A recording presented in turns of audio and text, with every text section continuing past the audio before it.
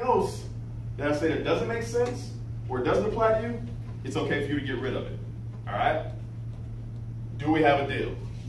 Yeah? Raise your hand if you're in on the deal. Okay, good. Patient, good. Okay, that's the deal. Now, let me tell you a little bit about myself. All right, just kind of introduce myself a little bit, let you know who I am. I'm a son to Jillian Trotter. I'm a brother to Sherlyn and Shayna. I'm an uncle to Noah, Anthony, Sherman, and Carissa. My job that I get to the opportunity to do every single day is I'm a personal trainer. All right, my job is I get to help people get to where they want to be physically every single day. All right, you know what's cooler than that is I own a personal training company that is the #1 personal training company in Central Illinois. All right, who in this room can describe to me what it means to be #1? Who can tell me what it means to be #1? What's your name in the back? Justin Brusso. Justin? Justin, tell me what it means to be #1. You're better than everyone else. Better than everybody else. Who? That's good. Who else can give me a definition? What's your name? RJ. RJ? Best at what you do. Best at what you do. All right, so put those two together. If you're better than everybody else in that specific arena and you're the best at what you do, that makes you #1, right? What does it take to get to be #1? Who said that? What's your name? Marco. Marco, what'd you say? So it takes work. It takes work. Hit me with it right here. That's right. It takes work. It takes hard work, right? Now, when you're the best at something, when you're #1, what does everybody else, what are they trying to be? What's your name? They're trying to be #1. They're trying to be #1, all right? So if I'm #1 and everybody else is doing everything that they can to be #1, what do I have to do to stay #1?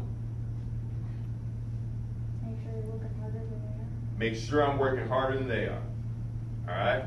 And that's part of what I want to talk to you guys about today, okay?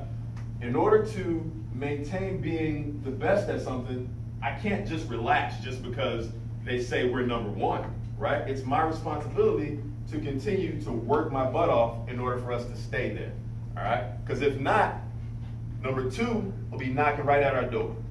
Does that make sense so far? Yeah?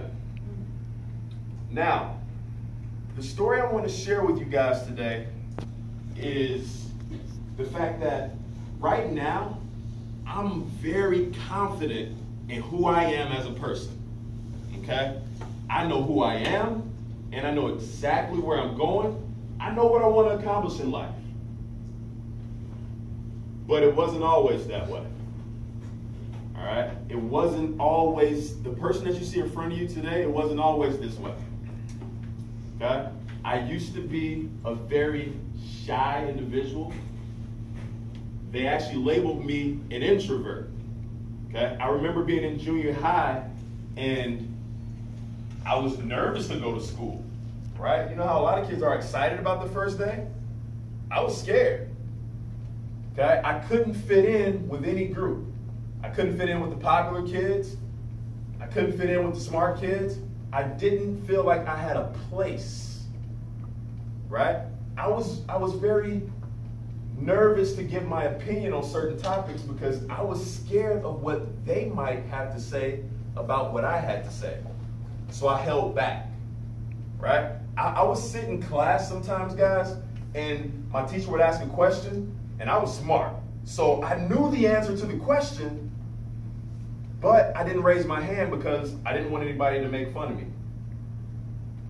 I actually got good grades and hid that fact from my friends because I didn't want them to call me a what? Nerd, right? I didn't want to be labeled as that, okay? So I held back who I really was because I was afraid that other people wouldn't accept me, okay?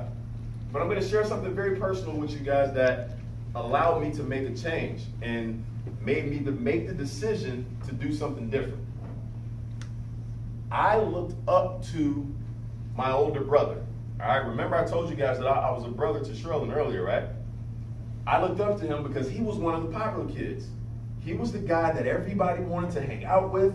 he just had a way with words. He had all the girls. I'm telling you, fellas, he got any girl that he wanted. I'm telling you, I saw it. I witnessed it.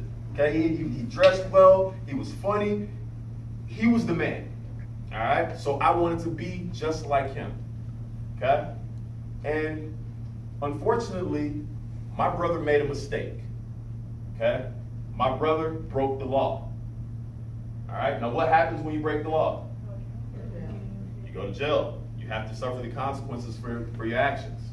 So here it was, this person that I had looked up to all my life, he went to jail.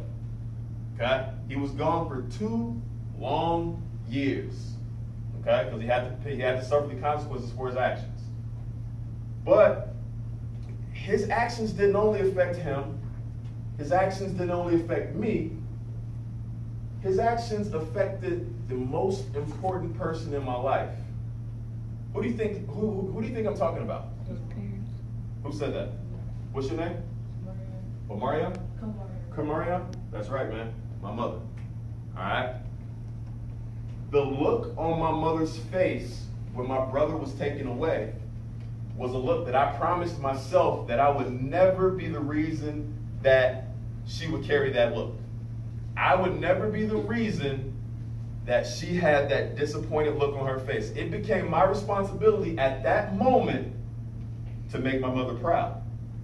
All right, so what that meant for me is because I wasn't a bad kid. I wasn't a kid getting in trouble, but I was a kid who was holding back, right? I was a kid who wasn't stepping into my full potential. So at that point, it was time for me to step up, right? It was time for me to make decisions in my life in order to make sure that I was successful, because my goal is to make sure that I make my mother proud, right? So at that point, I started to come out of my shell a little bit. I started to raise my hand and answer questions when I knew the answer, right?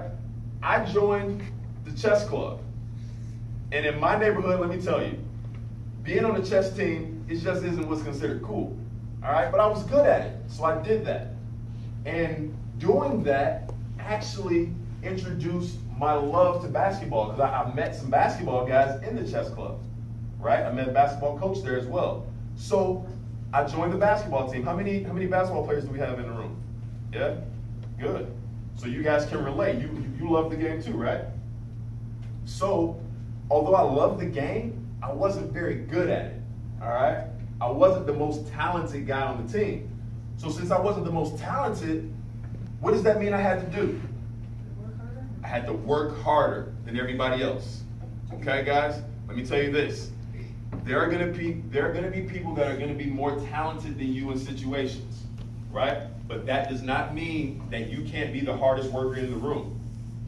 It was my job that every time that I went to a practice or went to a game, that it was my job to work harder than the best player. And as long as I did that, then that means that Mike Trotter was always relevant, because I'm gonna outwork you.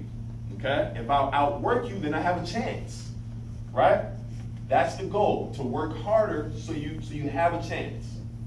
Now, since I wasn't the most talented, I wasn't getting highly recruited by all the colleges. All my teammates were, right? How many of you basketball players in the room want to go to college and play basketball? Yeah? What school would you like to go to? ISU? I like that school, man. It's a good school. I know some guys that went there. But I wasn't getting recruited by schools like ISU. My teammates were, right? So what did I have to do? I had to come up with a plan to work hard in that situation. So I literally downloaded a list of all the schools in America that had basketball, and I sent an email to all those coaches introducing myself. Crazy, right? Every school in America. But that's the type of work it takes. That's the type of effort. And with the email, I sent a highlight tape. Just an introduction so they know who I was, right? Out of that long list of schools, I got 20 responses. Out of those 20, I communicated back and forth with 10. I kept in close contact with 5, right? Out of those 5, I eventually landed a school where I ended up getting my college paid for 4 years, and I graduated college. I was the first person in my family to graduate college. Why? Is it because I'm special? Is it because I'm smarter than the next person? No, it's because I set a goal, and then after I set the goal, I did the work behind it. And that's what's important. A lot of people set goals, but they're not willing to do the work. Okay? And that's the message here to you guys today, because even after college, when it was time for me to step into the real world, if you saw the video, when it was time for me to get a job, what happened? It took me 5 times before they called me back. Right? It took me 5 separate visits for me to get a call back. And then when I finally got hired, let's recap real quick. Who remembers what my personal training company is? Number what? Number 1, right? Okay, so let's fast forward back to the job interview. When the guy hired me, he literally told me that he doesn't think that I have what it takes to be successful in this industry. He literally told me that he was doing me a favor by giving me this job because they needed people, but he didn't think that I would last very long. All right? So, at that moment, most people would have did what? Quit. Right? But for me, it was a challenge, and I took it on. And I said, you know what? This is my goal. This is my passion. This is my dream. So now it's time for me to not only set the goal, but I have to do the work, and I have to persevere. Who knows who, and this will be very impressive, who can tell me the definition of the word perseverance? Who can tell me what perseverance means? What's your name? Allison. Allison, tell me what perseverance means, Allison. To keep going even when it's hard. That is perfect. I couldn't have said it better myself. All right? To keep going when it's hard. To keep going even when they say you can't do it. To keep going even when it doesn't work out for you the first time or the second time or heck, maybe even the third time. If it means something to you to accomplish the goal, you persevere. Okay? Now, when it comes to goals, it's important to set the goal and write it down. Okay? Write it down and then do the work to get there. Some of you are probably sitting in the room right now and you're thinking like, man, I'm in 6th grade, I'm in 7th grade, I'm in 8th grade, I got plenty of time. All right? The fact is, now's the time to start thinking about what you want to be in life and what steps are you going to take to get there. Now's the time. All right? In 8th grade is when I made the decision that it's my responsibility to do what's necessary to make my mom proud. And it worked out because now, not only am I living my dream, but I'm making her proud at the same time because of it. All right? So now's the time to start setting those goals and getting it done. So, the purpose of today wasn't for me to tell you guys how cool of a dude I am. All right? How many people in the room would agree that I'm a pretty cool dude? All right, we got one. All right? All right. Now, the purpose is for me to express to you guys that if I could do this, if I could be what most people in my industry would consider successful, if I can do it being from where I'm from and with the challenges that I had to go through, then I promise you, if you're willing to set goals and do the work, you can be successful too. Does that make sense? The question is, do you believe that? By show of hands, who believes that? I'm here for the rest of the hour, so I know some of you guys probably don't like asking questions in a large room, so I'll be here hanging out. If you want to pull me to the side and ask questions, I'll be more than available for you, all right? So thanks for your time, I really appreciate it. Okay? Thank you. Okay, you guys, so